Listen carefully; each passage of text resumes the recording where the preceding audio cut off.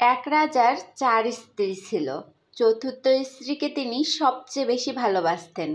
সোনা হীরা দামি পোশাক দিয়ে সাজাতেন তাকে, আর সব সময় তার খেয়াল রাখতেন।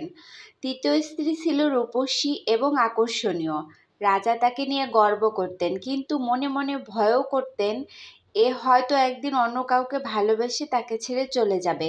দ্বিতীয় স্ত্রী রাজার পাশে থেকে সাধ্যমতো সাহায্য সহযোগিতা করত, বিশ্বাসযোগ্য ছিল, কিন্তু রাজার ভালোবাসার জায়গায় চতুর্থ এবং তৃতীয় স্ত্রীর মতো গুরুত্ব পায়নি সে।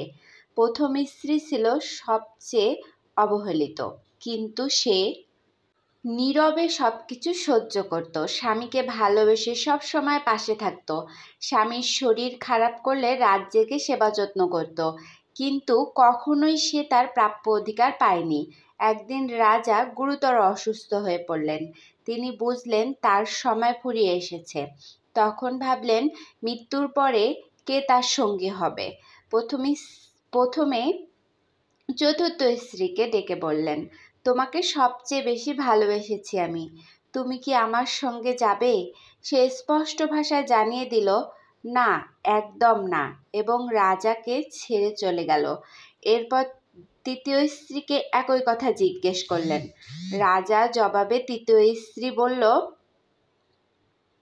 আমি কেবল মৃত্যুর দিন পর্যন্ত থাকতে পারি, এরপর আমি নতুন জীবন শুরু করব। এবার দ্বিতীয় স্ত্রীকে ডাকলেন তিনি। দ্বিতীয় স্ত্রী বলল, আমি কেবল তোমার কবর পর্যন্ত যাব, কিন্তু সেখানেই আমার পথ শেষ। হঠাৎ রাজা শুনলেন কারো শান্ত কণ্ঠস্বর, আমি তোমার সঙ্গে যাব, যেখানেই যাও তুমি, সেখানেই আমি যাব। রাজা অবাক হয়ে দেখলেন সেই কণ্ঠ প্রথম স্ত্রীর। তাকে এতটাই ক্লান্ত, দুর্বল আর অবহেলিত দেখাচ্ছিল যে রাজার চোখে পানি এসে গেল। তিনি বললেন, আমি যদি তোমার যত্ন নিতাম। আজ বুঝেছি আসলে তুমি ছিলে আমার সবচেয়ে আপন। এই গল্প থেকে আমরা যা শিখলাম সেটা হচ্ছে, চতুর্থ স্ত্রীর প্রত্যেকেই আমাদের জীবনের এক একটি প্রতীক।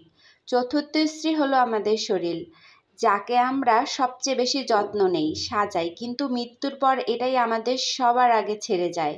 তৃতীয় স্ত্রী হলো সম্পদ, যেটা মৃত্যুর পর অন্যের হয়ে যায়।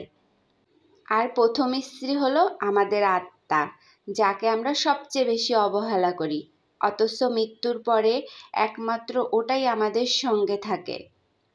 জীবনের ব্যস্ততা থাকবেই, কিন্তু আত্মার যত্ন নিতে ভুলবেন না, কারণ শেষ পর্যন্ত সেই আপনার চিরসঙ্গী।